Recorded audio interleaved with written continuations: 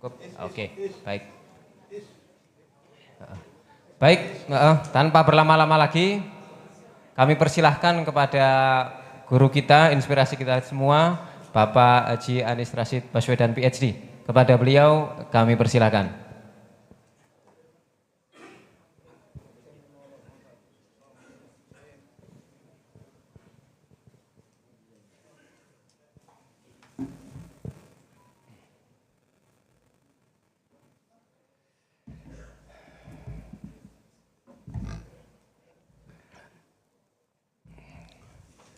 Assalamualaikum warahmatullahi wabarakatuh.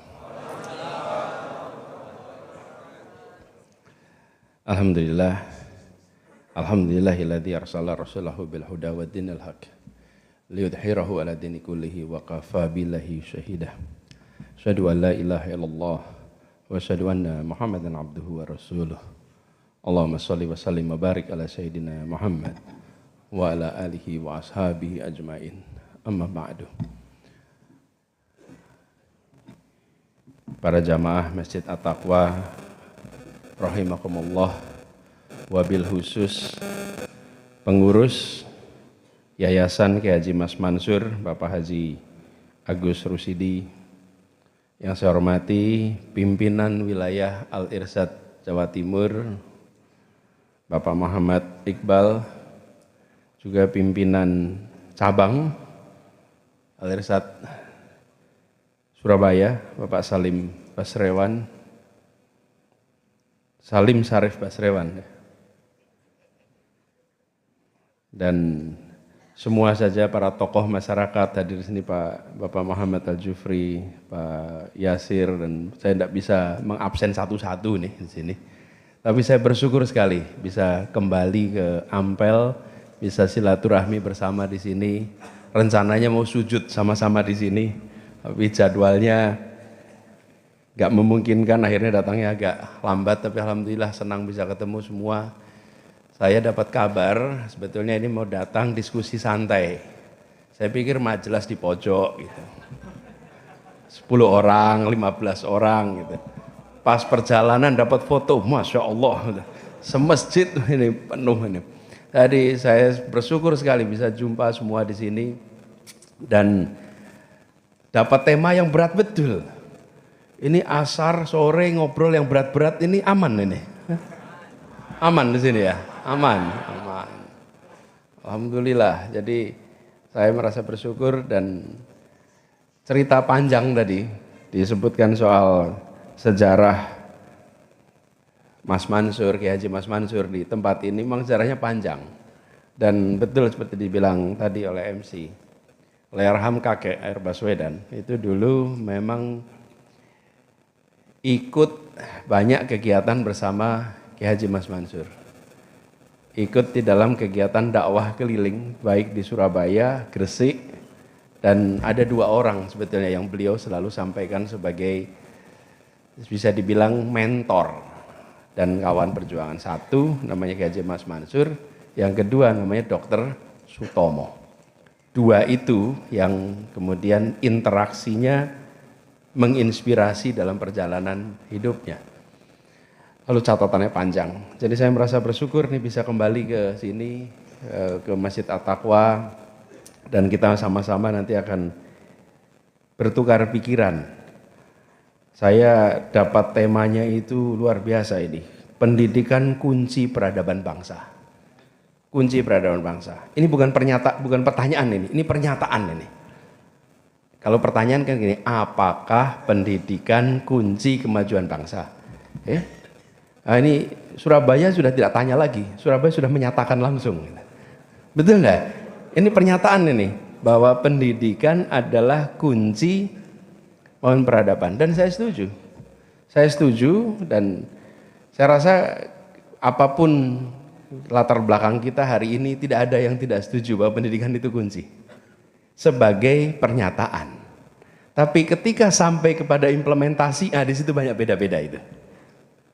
Implementasi itu wujud paling nyatanya apa sih? Wujud paling nyatanya implementasi.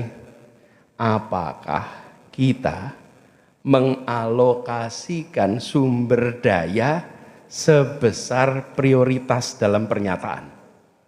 Pernyataannya kita bilang yang paling penting adalah pendidikan. Tapi begitu lihat anggaran, kok sedikit ya?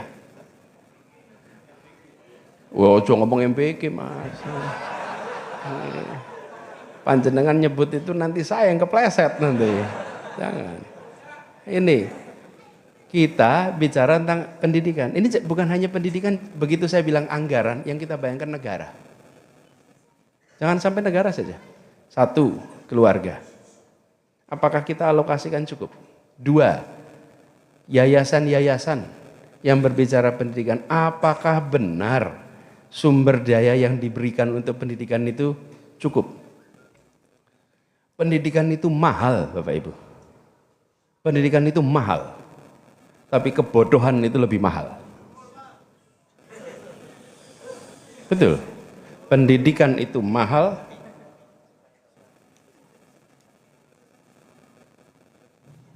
Pendidikan itu mahal, tapi kebodohan itu jauh lebih mahal. Betul-betul jauh lebih mahal.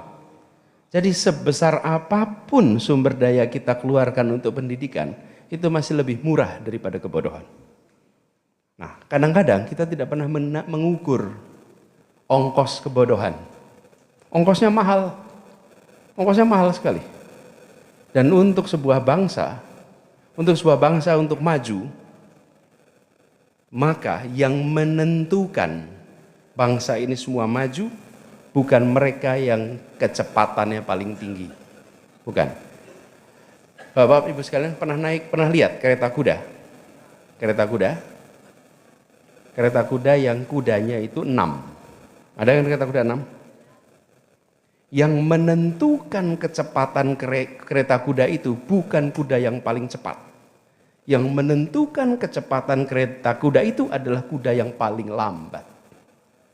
Jadi kalau ada 6 kuda, 5 kuda bisa kecepatan 40 km per jam, 1 kuda kecepatannya hanya 20 km per jam, apa yang terjadi? Semua jalan kecepatan 20 kilo. Semua jalan kecepatan 20 kilo. Karena ini satu rangkaian ini. Tidak bisa. Nah, bangsa kita begitu. Sebuah bangsa kalau mau maju tidak bisa. Hanya sebagian yang sekolah. Harus semua. Ini PR besar. PR besar. Kalau kita bicara Indonesia. Paling sederhana begini. Ada SD, SMP, SMA. Mulainya sebelum sampai SD namanya jumlah bayi lahir. Nah, bayi lahir itu 100%. 100% perangkatan nih, 100%. Umur 6 tahun masuk sekolah. Yang masuk sekolah 98%. Oke, 2 itu sudah off tuh. Oke, 2%. Masuk kemudian ke SMP. Angkanya jadi 81%. Oke, udah 19% itu hilang dari sekolah. Masuk ke SMA, 64%. 36% nggak masuk. Bentuknya seperti ini. Seperti piramid. Selama kita bentuknya seperti ini, maka pendidikan lewat sekolah kita tidak akan bisa mengubah bangsa kita. Selama bentuknya seperti piramid. Ini harus diubah jadi begini nih. Supaya jumlah bangku SD sama dengan bangku SMP, sama dengan bangku SMA. Nah, kalau itu sama, jalan tuh. Pertanyaan, apakah Surabaya angkanya sudah sama? Jumlah bangku SD, bangku SMP, bangku SMA. Kalau belum, berarti kita belum berniat mengalahkan setiap anak di kita. Semua kabupaten kota se-Indonesia, dilihat, sudah sampai gini. Wih, kita ketemu kenyataan yang luar biasa. Masih begini nih. Dan kadang-kadang curam. Curam sekali. Apa efeknya kalau seperti itu? Efeknya kita sering bicara tentang kualitas pendidikan, kualitas sekolah, betul tidak? Lah yang nggak sekolah kita bicarakannya di mana? Baru kita bicara tentang sekolah, kualitas sekolah, SMA, itu berarti kita hanya membahas yang 64% anak yang dalam sekolah. Yang 36% nggak ada yang membahas itu. 36% inilah yang terus-menerus jadi seperti kereta kuda yang kecepatannya 20 km per jam nih. Ini nih terus. Bukan salah mereka sekedar. Kenapa? Karena problemnya struktural. Struktural itu artinya problemnya institusi. Ini struktural nih. Ini harus dibereskan. Jadi ini PR kita yang paling besar nih buat Indonesia. Tapi itu urusannya pemerintah. Bapak-bapak di sini bukan pemerintah. Panjenengan cukup menuntut pemerintah. Menuntut pemerintah. Boleh, kita boleh menuntut. Bukan pemerintah kok. Menuntut kenapa? Karena kita bayar pajak. Karena kita bayar pajak. Karena kita bayar pajak, kita berhak menuntut dan kita berhak untuk mengkritik. Berhak untuk meminta pemerintah menyelenggarakan. Karena kita ikut nyumbang atas proses ini. Nah, itu satu PR kalau kita lihat Indonesia. PR berikutnya. Dunia mengalami perubahan yang luar biasa. Pertanyaan sederhananya, yang disebut pendidikan hari ini sudah agak beda dengan dulu. Sekolah dan guru dulu adalah sumber ilmu. Hari ini bukan hanya sumber ilmu. Sumber ilmu jumlah tempatnya ada di mana-mana. Hatta ini sumber ilmu sekarang. Betul nggak, teman-teman? Kita mengalami pergeseran luar biasa. Maka PR kedua nih, satu tadi kita bicara akses ya secara umum. Yang kedua, pendidikan kita isinya. Apakah guru-guru kita sudah jadi pembelajar? Ini PR paling besar. Pembelajar itu apa sih artinya? Memiliki kemampuan untuk terus-menerus belajar. Terus-menerus mengambil hikmah. Atau bukan pembelajar. Ini PR paling besar buat guru-guru kita.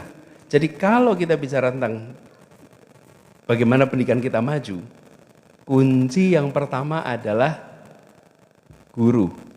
Wabil khusus di dalamnya namanya kepala sekolah. Itu. Bapak Ibu sekalian punya perusahaan, kunci kemajuan di tangan CEO. Kunci kemajuan di tangan manajer. Sama. Pendidikan begitu sampai sekolah, kunci kemajuannya di mana? Kepala sekolah. Guru itu kuncinya tuh. Pembelajar apa tidak mereka? Nah sekarang muncul pertanyaan dengan kemajuan teknologi. Bisa nggak guru digantikan teknologi?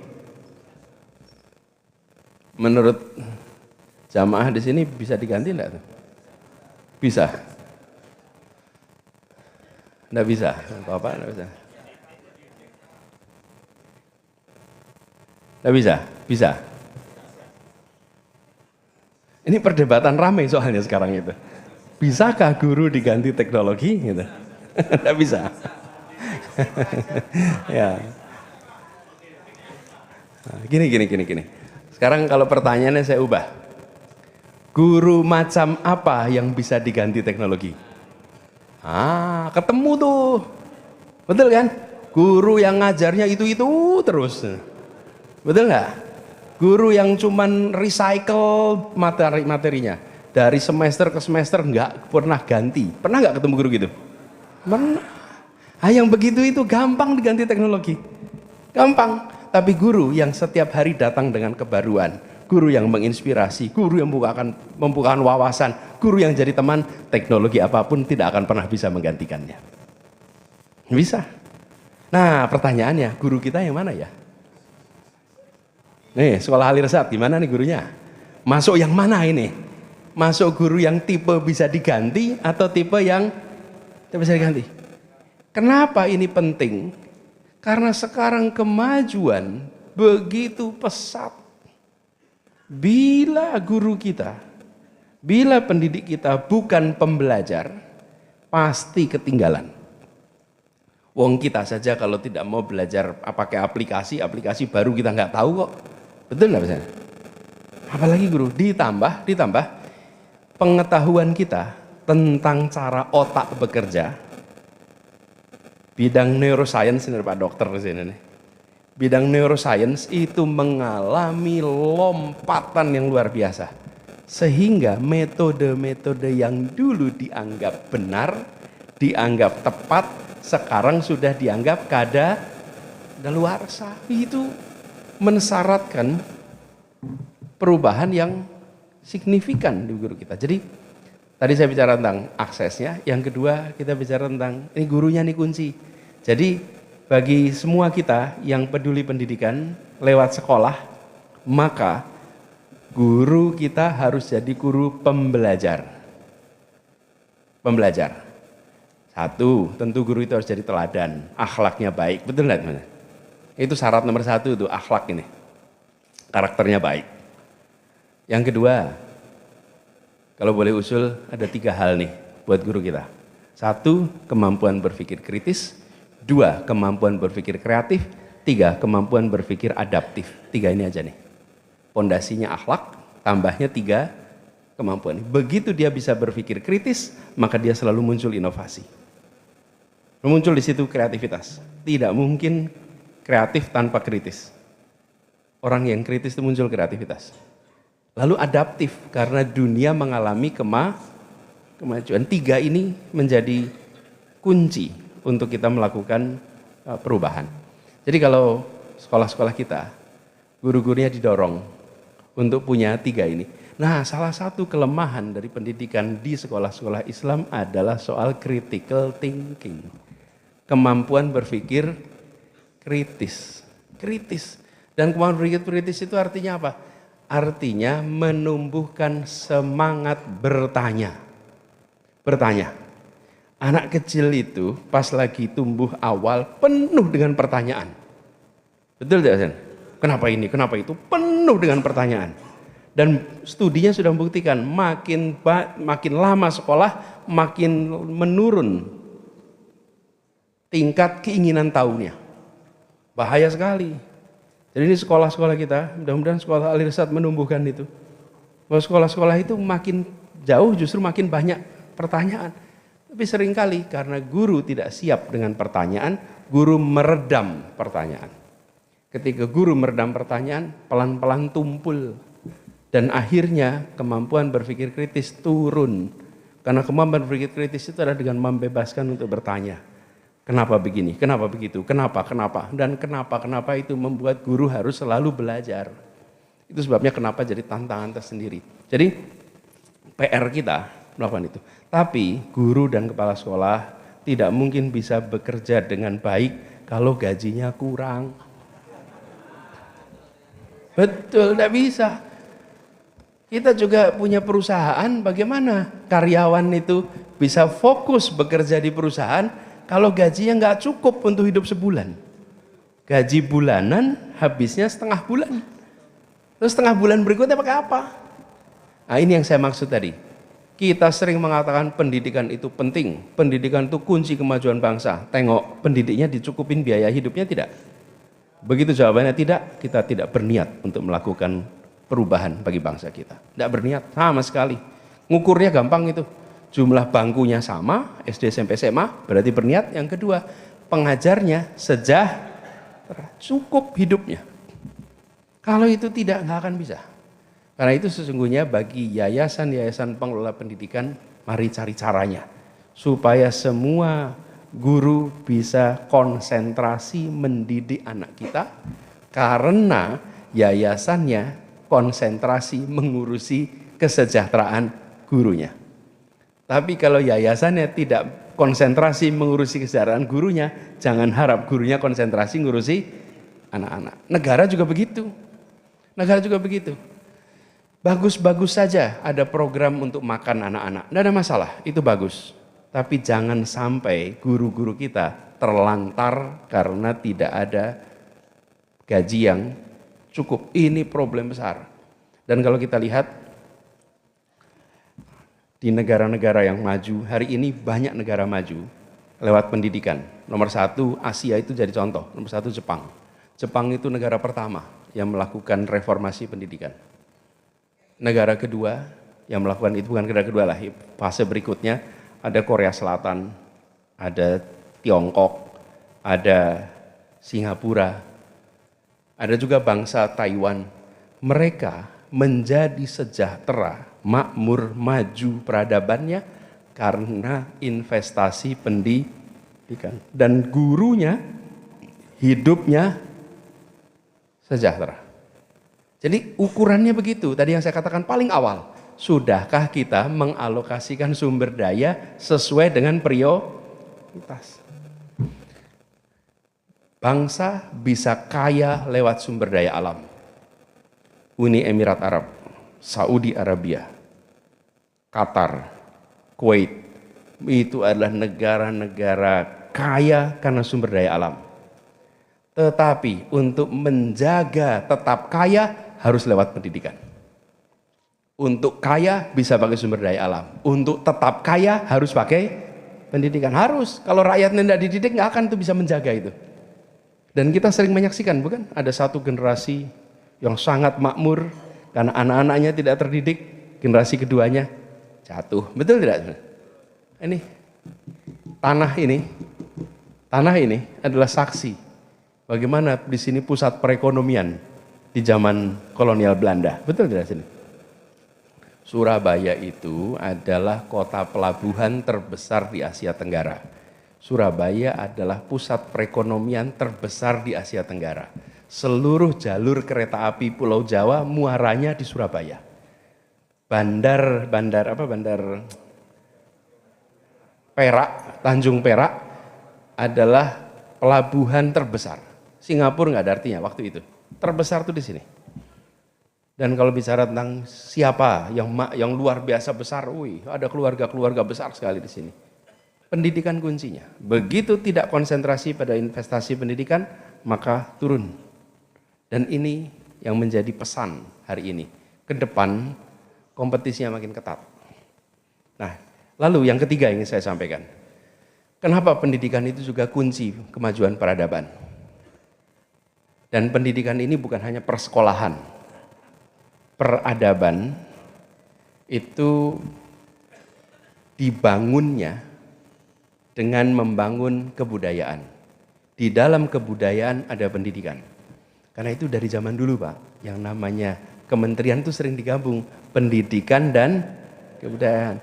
Bukan kebudayaan bagian dari pendidikan, tapi pendidikan bagian dari kebudayaan. Karena pendidikanlah yang ikut membentuk kebudayaan. Dari kebudayaan muncul peradaban.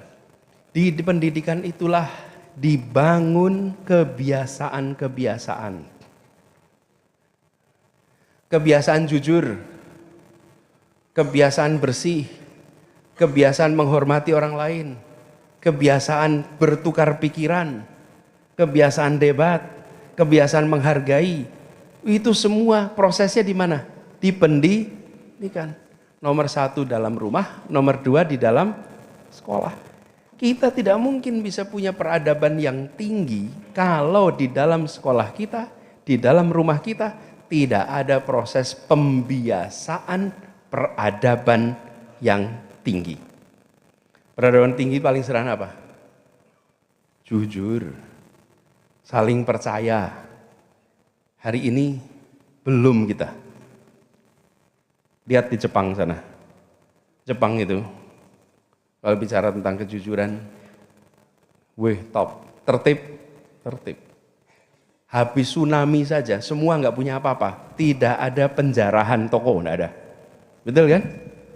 Ada bantuan datang, antri. Semua nggak dapat barang, antri. Itu karena sudah ada proses pembiasaan di mana? Di rumah dan di sekolah. Itu dua-duanya pendidikan tuh. Inilah yang kemudian membentuk menjadi kebudayaan. Yang akhirnya kita sebut sebagai peradaban. Mulainya di situ.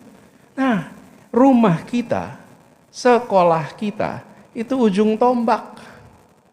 Jadi tempatkan sekolah itu tempat pembentukan kebiasaan. Kalau jadi pengelola pemerintahan, saya termasuk ingin cerita pengalaman di Jakarta. Saya dapat tugas di Jakarta, saya katakan, ini kita di kota ini harus membangun kebiasaan. Bapak-bapak ada yang pernah naik kereta api bawah tanah Jakarta, MRT? Belum, nanti kapan-kapan panjenengan coba nanti. Tapi harus ke Jakarta panjenengan.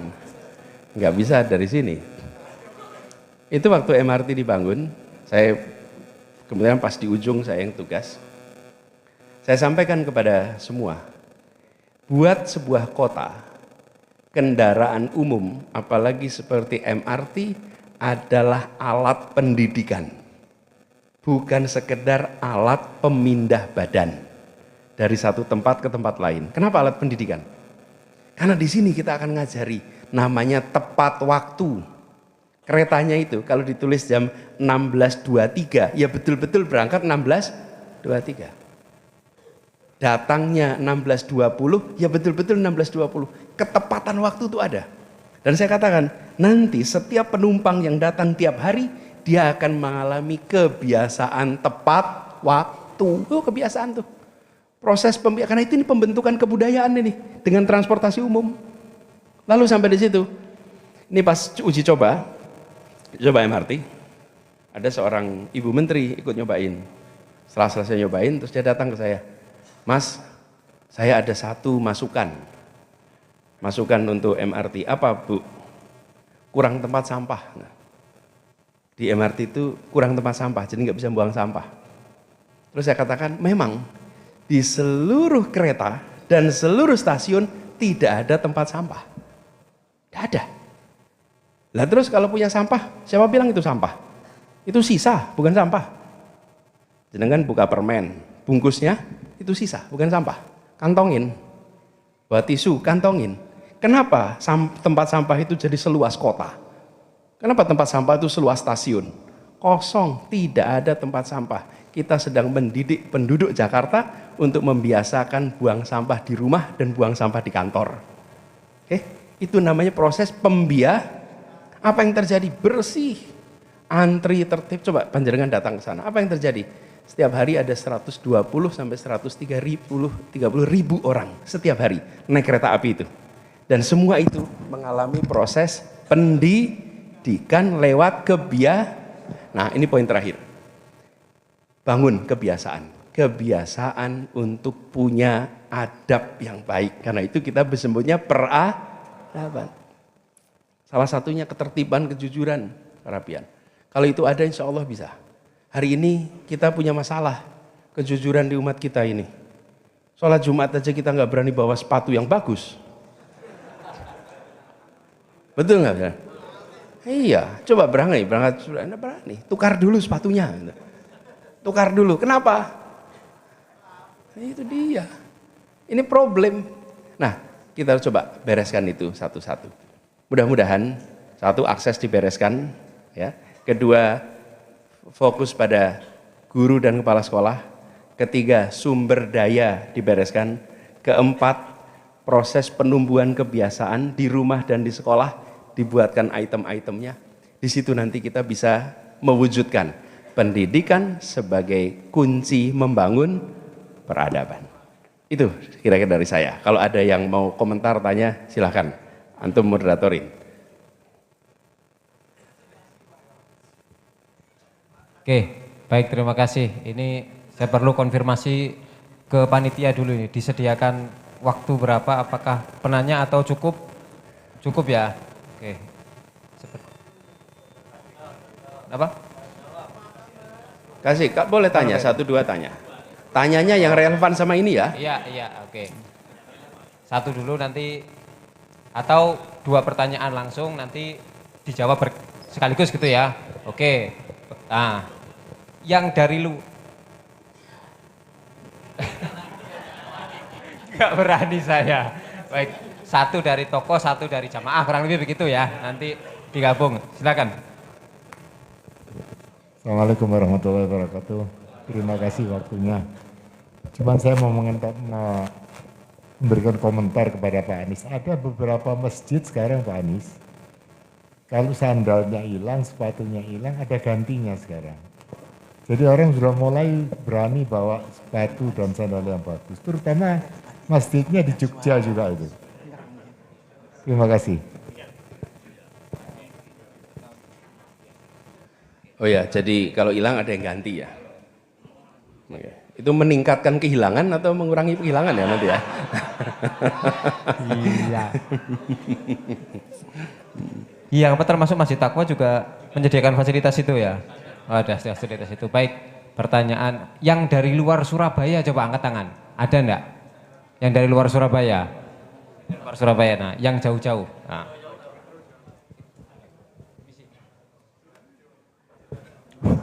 Assalamualaikum warahmatullahi wabarakatuh.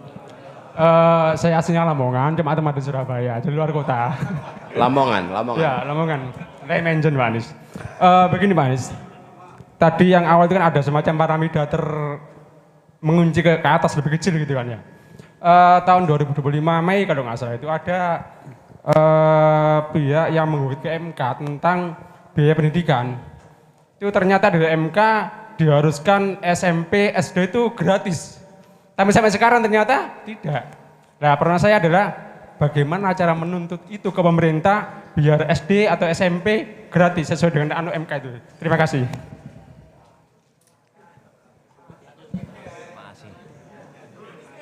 Cukup ya, kayaknya cukup dulu ya. Iya. Baik, pada Pak Anies ada 2 pertanyaan tadi, satu dari Pak Muhammad, satu dari Bapak siapa? Huda, Bapak Huda. Silakan, Pak. Ya. Jadi kita perlu seperti tadi, kita perlu itu bagus ada salah satu terobosan ya Pak Muhammad tentang bagaimana mengendalikan supaya kerugian itu terkompensasi. Tapi perilaku ini itu belum hilang nih. Ini problemnya di perilaku ini. Ini yang harus dikembalikan, dibereskan. Tapi saya pernah sampaikan peristiwa unik. Ketika kampanye terakhir di JIS, Jakarta International Stadium. Pada saat kampanye terakhir di JIS itu datang ratusan ribu orang. Selesai acara, banyak sekali HP yang hilang. Dan apa yang terjadi? Panitia menerima banyak sekali orang yang menyetorkan HP yang ditemukan. Jadi yang menemukannya itu memberikan kepada panitia. Jepang kalah ini. Jepang kalah ini. Jadi saya mengatakan ini kabar baik ini. Yang kumpul di sana itu orang-orang jujur. Yang kumpul orang jujur. Lawang HP ketemu diberikan pada. Jadi panitia itu menerima banyak sekali HP yang ditemukan. Biasanya kan panitia terima laporan hilang. Kalau ini panitia terima temuan HP. Saya sampai bilang pada semua, ini artinya yang kumpul di sini orang-orang yang jujur, yang orang-orang yang tidak pulang, tidak mau bawa barang yang bukan miliknya. Nah, ini adalah latihan dari kecil. Saya, Pak, ini cerita soal ini. Saya pernah mimpin kampus. Lalu kampus kami itu menjadikan mata kuliah anti korupsi sebagai MKDU. Ini kalau yang dosen di sini pasti tahu. Mata kuliah dasar umum. Itu artinya mata kuliah wajib. Satu-satunya kampus di Indonesia yang mengajarkan mata kuliah anti korupsi dan sebagai wajib. Di tengah perjalanan ada mahasiswa, penerima beasiswa, sudah tahun terakhir, beasiswanya dari kampus, IP-nya lebih dari 3,8, tertangkap CCTV mencuri dompet temannya. Ini mencuri dompet temannya. Dicuri, lalu uangnya diambil, dompetnya dibuang. Dibuangnya ke sungai lagi. Tertangkap CCTV. Kemudian saya ini rektor waktu itu ditunjukkan di semua.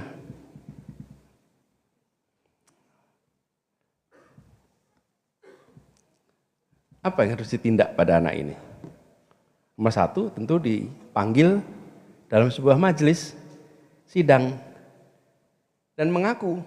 Gak bisa gak mengaku. Wong ada, ini malaikat versi modern ini. Lalu setan di sini. Ada lihat, ngaku.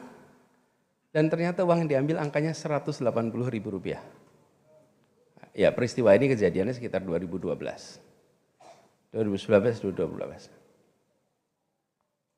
Saya memutuskan memberhentikan anak ini.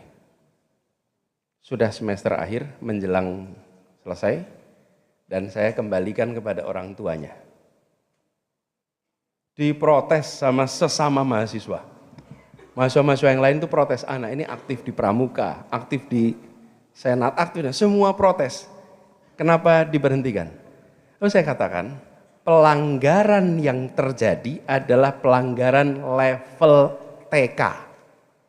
Di TK itulah kita diajari, ini barang milik saya, ini barang bukan milik saya. Itu level TK. Itu bukan pelajaran level universitas. Level universitas itu belajar metode ilmiah, belajar penelitian, belajar menulis, belajar berpikir sistematis, itu level universitas. Kalau jujur dan tidak jujur, itu diajarinya level TK. Karena itu saya bilang, saya mau kembalikan pada orang tuanya, biar dibereskan materi ini sama orang tuanya. Karena itu bukan jenjang saya itu. Jenjang, saya kembalikan pada orang tuanya. Jadi saya berhentikan, saya sampaikan, ini kembalikan pada orang tuanya. Dan itu kemudian saya katakan, biar jadi pelajaran bagi semua. Bahwa sekali kita mentolerir peristiwa seperti ini di dunia pendidikan, maka kita sedang menghancurkan peradaban kita. Peradaban kita yang hancur. Runyam. Karena ini kebiasaan yang, coba kalau itu dibiarkan, nanti besok-besok dapat permaafan terus. Itulah sebabnya ketertiban itu penting.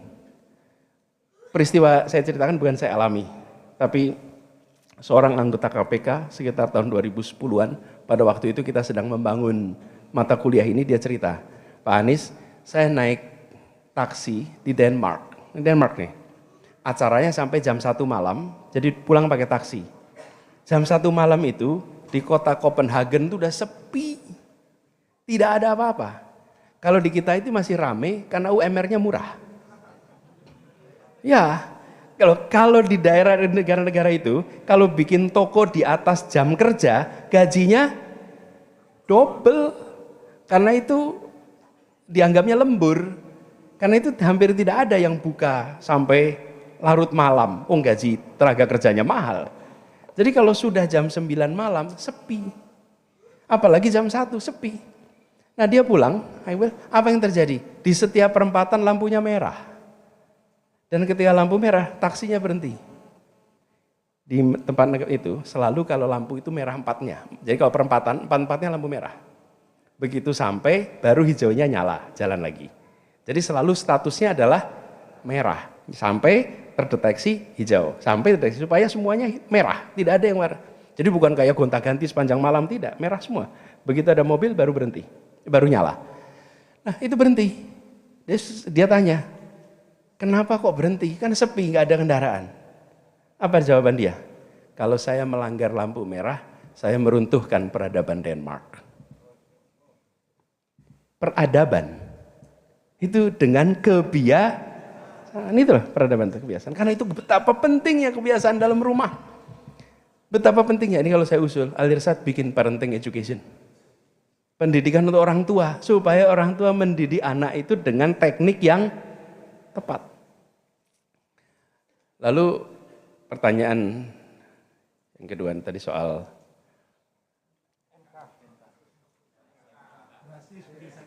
ya, bagaimana caranya? Program dibiayai berapa itu keputusan politik. Itu keputusan politik. Mau mau fiskal, anggaran itu dipakai untuk apa, itu keputusan politik. Nah menurut saya ini pelajaran mahal bagi bangsa Indonesia. Tiap 5 tahun kita milih pemimpin. Dan setiap 5 tahun kita milih pemimpin, sering memilih tanpa tanya apa yang jadi prioritasnya. Sering kita memilih suka dan tidak suka. Pertanyaan, prioritasnya apa? Nah jadi kalau sekarang panjenengan nuntut boleh. Tapi kalau belum berhasil, pemilu besok, jangan pilih yang memprioritaskan pendidikan. Iya, nggak bisa enggak. Karena tidak akan bisa. Panjenengan mau milih wali kota, usul sama wali kota, nggak bisa-bisa. Ya udah, pemilu besok pilih wali kota yang bisa, betul nggak? Iya, untung ada masa jabatan. Coba kalau raja nggak selesai, ya kan? Kapan mau gantinya? Seumur hidup. Itulah sebabnya ada demokrasi itu, supaya durasinya dibatasi, skopnya dibatasi. Jadi sampaikan itu sebagai aspirasi, tapi kalau tidak bisa sebagai sebuah pilihan politik ke depan. Nah, itu PR-nya. Sebetulnya banyak yang kita bisa obrolin, tapi karena waktunya sudah terbatas, saya ingin sampaikan pada semuanya, ini PR kita besar, apalagi di zaman digital seperti ini. Kalau kita tidak punya kemampuan berpikir kritis, hoax masuk kemana-mana. Hoax itu hanya beredar di tempat yang tidak kritis. Kalau ada kritis pasti nggak pernah beredar. Kenapa? Begitu diterima, dikritisi, nggak diteruskan. Karena itu tamengnya menghadapi segala macam kebohongan adalah kemampuan berpikir. Nah, ini umat kita ini PR-nya di sini. Betul-betul PR salah satu paling besar itu berpikir. Semudah-mudahan semua yang hadir di sini bisa menjadi bagian membangun kekritisan. Dan buat semuanya di sini kita saling mendoakan, doakan bisa amanah istiqomah dalam menjalankan semua tugas ke depan. Dan insya Allah di Surabaya yang punya sejarah perjalanan panjang sebagai salah satu pusat kemajuan di bangsa kita bisa kembali menjadi pusat kemajuan khususnya lewat pendidikan. Jadi terima kasih undangannya, terima kasih silaturahminya, mudah-mudahan yang sederhana tadi memberikan manfaat. Terima kasih, Assalamualaikum warahmatullahi wabarakatuh. Waalaikumsalam warahmatullahi wabarakatuh. Pak Anies mohon di tempat sebentar. Acara selanjutnya yaitu pemberian hadiah buku. Iya, pemberian hadiah buku oleh Ketua Pimpinan Wilayah Al-Irsyad Al-Islamiyah Jawa Timur, Bapak Iqbal bin Kurus, dan dan Ketua Pimpinan Cabang Al-Irsyad Al-Islamiyah Surabaya. Nah, pada beliau persilahkan.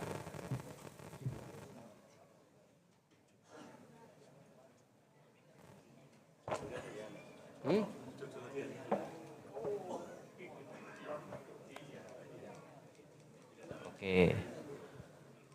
Panitia untuk menempatkan diri. Panitia, oke. Dari sini apa-apa dari sini 1 2 3 1 2 3. Oke. Berikutnya dari Pak Syarif selaku Ketua PC.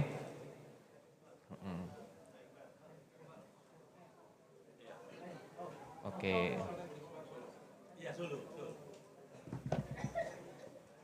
Oke, Bapak dari sini 1 2 3 1 2 3. Ada hadiah ketiga Pak Anies dari Ketua Yayasan Kiai Haji Mas Mansur.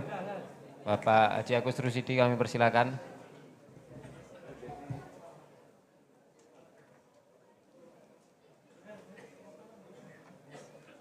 Oke. Oke. Baik. Foto dulu Bapak dari sini 1 2 3 1 2 3. Oke. Baik. Berikutnya sesi foto bersama Pak Anies. Ada sesi foto bersama kepada segenap pengurus PC Al-Irsyad Al-Islamiyah Surabaya. Kepada